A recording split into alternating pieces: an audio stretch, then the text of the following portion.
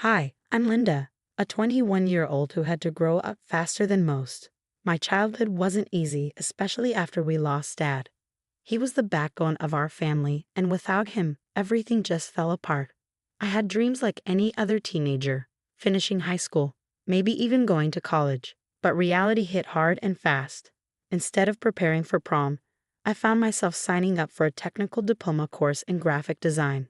It wasn't my first choice, but it was cheaper and quicker. "I can't believe you're giving up on high school," Jack sneered one afternoon as I laid out my textbooks. He was 2 years younger but had the audacity to judge my choices. "It's not about giving up, Jack. Someone has to pay the bills, and since Mom can't..." My voice trailed off, the weight of our situation settling on my shoulders like a concrete slab.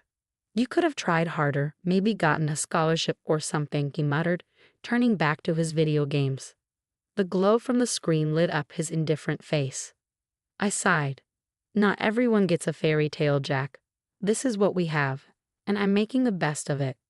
Our mother, a shadow of her former self since Dad passed, hardly ever left her room these days. When she did, it was to remind me of my duties. "You're the eldest, Linda. It's your responsibility to take care of us now," she'd say, ignoring the fact that at 21, I was barely an adult myself. "But Mom, I'm doing all I can. I work 2 jobs, I'm studying, and I'm trying to save a bit for us." I protest, feeling the burnout creeping up on me. Jack would just roll his eyes. "Why save when you can spend? You should loosen up, Linda. Buy something nice, live a little." I wanted to scream. Live a little with what time? With what money? Instead, I kept quiet.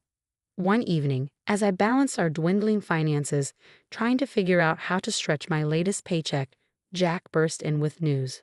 "I passed my exams." "Barely, but yeah, I did it." "That's great, Jack." I managed a smile, genuinely relieved but dreading the inevitable. "Yeah, and now I want to go to college. You'll help with that, right? It's only fair since you didn't go."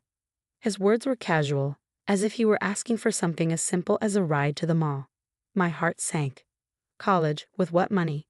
I thought about the little savings I'd scraped together, hidden away for emergencies or maybe, just maybe, a little something for myself. How could I deny him the opportunity, though? Wasn't it my job to sacrifice? As these thoughts swirled through my head, my mother's voice echoed from the doorway. "He deserves this chance, Linda. You'll make sure he gets it, won't you?" The pressure was immense, suffocating.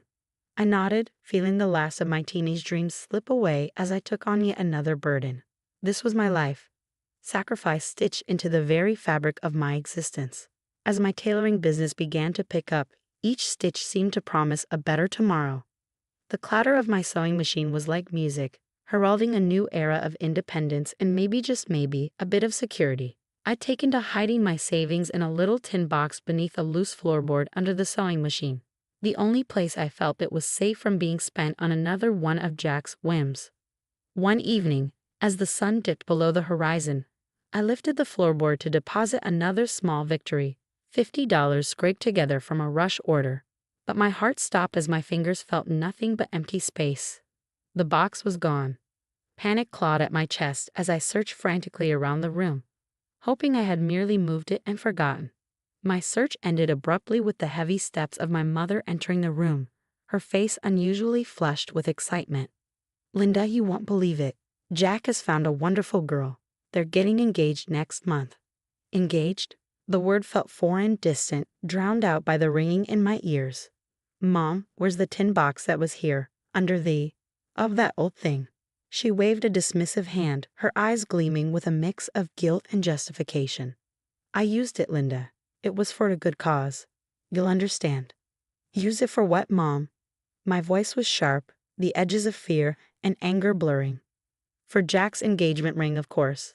Such a beautiful diamond. It symbolizes hope, a new beginning for our family." "A new beginning," I repeated, hollow. "With my savings? My future?" She took a step back, her eyes narrowing slightly. "Your duty is to this family, Linda.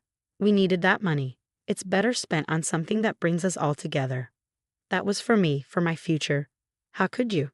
The betrayal burned hotter than the anger, and tears welled up unbidden. "You're being selfish, Linda, always thinking about yourself. This family has given you everything." Everything. The word escaped me as a bitter laugh. I've given everything, my time, my dreams, my money. What have you given me, Mom? Guilt? Obligations? Linda, you need to calm down. Think of your brother's happiness. My happiness matters too, Mom. Or doesn't that count for anything? She shook her head, disappointment etched into her features. I thought you were stronger than this, more giving. I guess I was wrong. That was the moment I knew I had to leave. The strings that tied me to this home, woven tight with duty and sacrifice, have frayed beyond repair. Mom, I can't do this anymore, I said, my voice steady, the decision clear. I'm leaving. I need to find a place where I'm valued, not just used. Her face crumbled, a mix of anger and desperation. You'll be back. You need us. No, Mom, I don't. With those final words, I packed my essentials. The sewing machine, my loyal companion, was the last thing I loaded into my car. As I drove away, the house shrinking in my rearview mirror, a weight lifted. I was free, heading toward a future I would shape on my terms, stitch by hard-earned stitch. The first night after leaving home was the hardest. I ended up at a small motel, the kind of place you hope never to stay in twice. As I unpacked my sewing machine and fabrics from my car, the weight of my decision settled around me like a heavy cloak. Was I brave or just foolish? Each uncertain thought was like a stitch out of place. But I pushed through, setting up my makeshift workspace on the rickety table by the window. The next few weeks were a blur of activity. I found a small studio apartment. It wasn't much, but it was mine alone. The space was cramped, barely enough for my bed and work area, but it represented something vital: freedom. Setting up my sewing machine, I felt a renewed sense of purpose. Here, every piece I created was a testament to my independence. Business wasn't easy to come by at first. I spent days visiting local boutiques and coffee shops, my portfolio in hand, pitching my tailoring services. Rejection stung, yet with each no, I felt my resolve harden. Next time, I would tell myself, they'll say yes. And eventually, they did. A boutique owner admired the custom alterations I proposed for her shop's aesthetic and gave me my first big break. As my business began to grow, so did my confidence.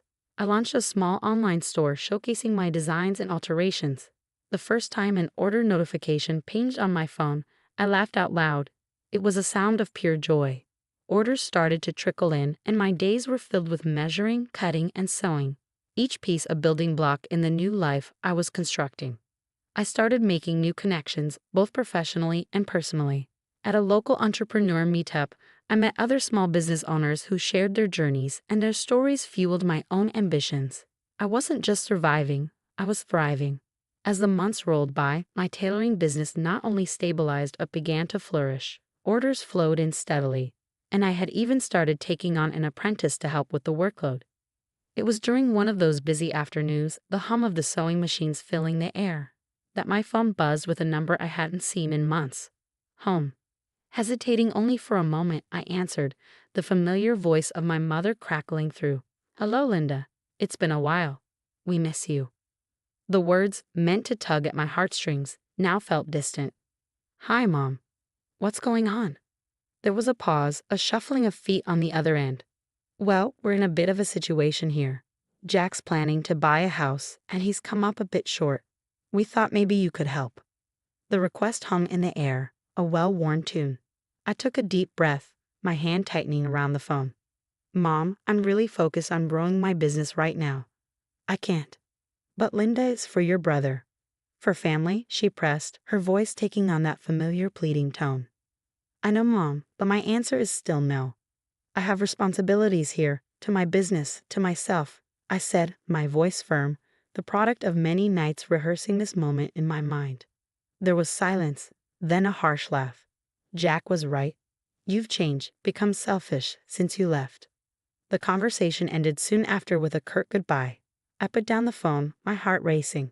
But this time, there was no guilt, only a sense of empowerment. Choosing myself was new, but it felt right. The attempts to draw me back didn't stop there. A few days later, Jack called. His tone was casual, as if we were discussing the weather. Hey, Linda. Just thought I'd give it a shot, about the money. It would really help me out. Jack, I'm glad you called, but I'm not able to lend money right now. I'm investing everything back into my business, I explained, hoping he'd understand without needing further justification. Yeah, figured as much. Mom said you'd say no. Guess family doesn't mean much anymore, huh? His words were designed to wound. It means a lot, Jack, but so does my future. I'm sure you can understand that. I replied, keeping the hurt out of my voice. We hung up with a promise to keep in touch, a promise I knew was as thin as the fabric scraps on my workshop floor. Over time, their calls became less frequent, and I focused on my work, on building connections that were supportive and uplifting. My business thrived, and with each success, the echoes of their pleas faded, replaced by the voices of customers praising my work, the laughter of my apprentice learning the trade, and my own thoughts planning for the future. I had learned that saying no could be just as powerful as saying yes, especially when it came to protecting my dreams and well-being. Each no was a stitch in the fabric of my new life, one that I was determined to tailor to my own design. The evening of the local Small Business Awards was a crisp autumn night, the kind where the air smelled of possibilities. My tailoring shop had been nominated for Small Business of the Year, a recognition I never imagined possible when I first set up my sewing machine in that cramped studio apartment. As I stepped into the banquet hall, a flutter of nervous excitement danced in my stomach. The room buzzed with the chatter of local entrepreneurs and community leaders, their faces glowing under the soft lights. My eyes scanned the crowd, not for familiar faces from my past, but for the new connections I had made, the people who had supported and believed in my vision. When they called my name as the winner, a wave of applause washed over me as I made my way to the podium. The weight of the trophy in my hands felt like a tangible validation of all the nights spent working late, all the decisions made in the solitude of my shop. Thank you, I began, my voice steady but emotional. This award isn't just about the quality of stitches we produce or the fabrics we transform. It's about resilience, about the belief in oneself, and the courage to pursue a dream despite the odds. After the ceremony, as I mingled among well-wishers and fellow entrepreneurs, the sense of pride and accomplishment was overwhelming. It wasn't just about the recognition. It was about having made it on my own terms, about not just surviving, but thriving. As I unlocked the door to my apartment, the quiet hum of my sewing machine greeting me, I felt a deep, resonant peace. I was exactly where I was meant to be, stitching my future with threads of courage and determination. And that was the ultimate victory. That brings us to the end of Linda's journey to independence and self-realization. How do you think you would have handled the situation if you were in Linda's shoes? Would you have made the same tough decisions to cut ties for your own well-being? Or would you have tried to mend the relationship despite the challenges? Don't forget to hit the like button if you enjoyed Linda's story and subscribe to the channel for more tales.